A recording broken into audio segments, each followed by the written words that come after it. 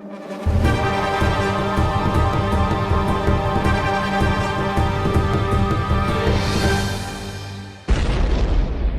anime fans, I'm Kyle Glockner, and welcome back to Animanga.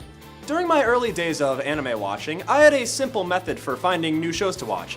It didn't have anything to do with the plot, what was popular, or even voice actors. I simply chose what shows I wanted to watch based on how they looked at a first glance. If I thought a show was pretty, I'd give it a chance. I quickly learned that just because a show is pretty doesn't necessarily mean that it's good. But more often than not, I would end up getting attached to the show in one way or another and watch it through to the end. But there's one show in particular that sticks out in my mind that I started solely for its aesthetic, only to fall in love with everything else about it. Today, I'm talking about the Pet Girl of Sakurasou.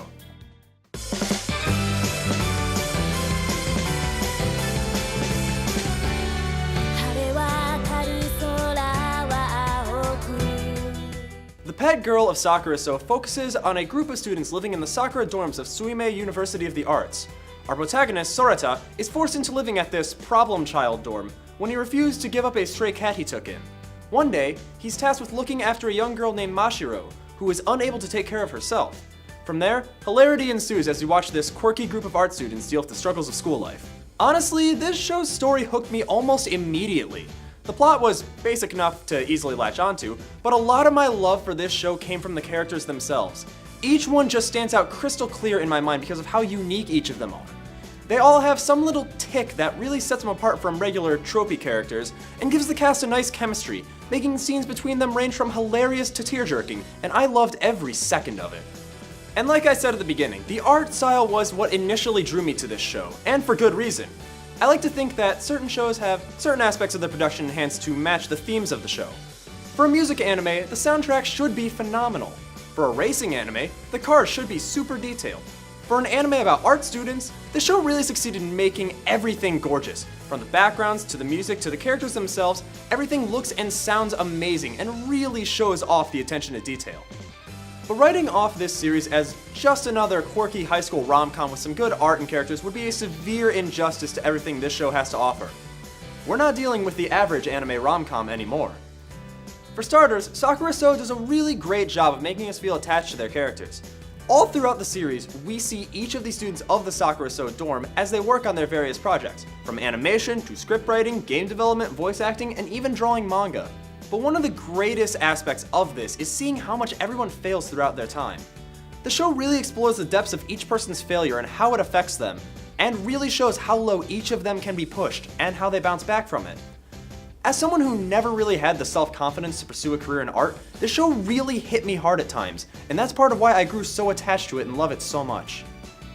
And finally, it's time to address the elephant in the room. While they never expressly mention it in the show or the light novel, there's a lot of evidence to suggest that Mashiro does have some sort of mental illness, with Sakurasou's fanbase narrowing it down to either autism or savant syndrome. It's widely accepted that the reason this isn't outright stated in the show is ultimately because this is a romantic comedy series. And if they made this a point of the series, it would completely change much of the humor and a lot of the moments in the show overall. But I think not outright mentioning it benefits the show for more than just this reason. I think it forces the audience to view the series unfiltered and see Mashiro as your average, everyday girl, which is one of those things that I legitimately believe is only possible using anime as the medium through which it's shown. I really don't think that this show would do nearly as well as it did were it made as an American live-action show. Overall, Sakurasou is one of the best rom-coms I've ever seen and one of my favorite anime of all time.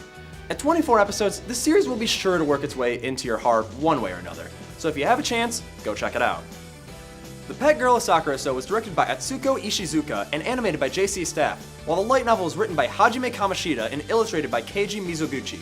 While the anime only covered up to volume 6 of the light novel, there are 10 in total, and I'll just say that the end of the anime isn't even close to the end of the story.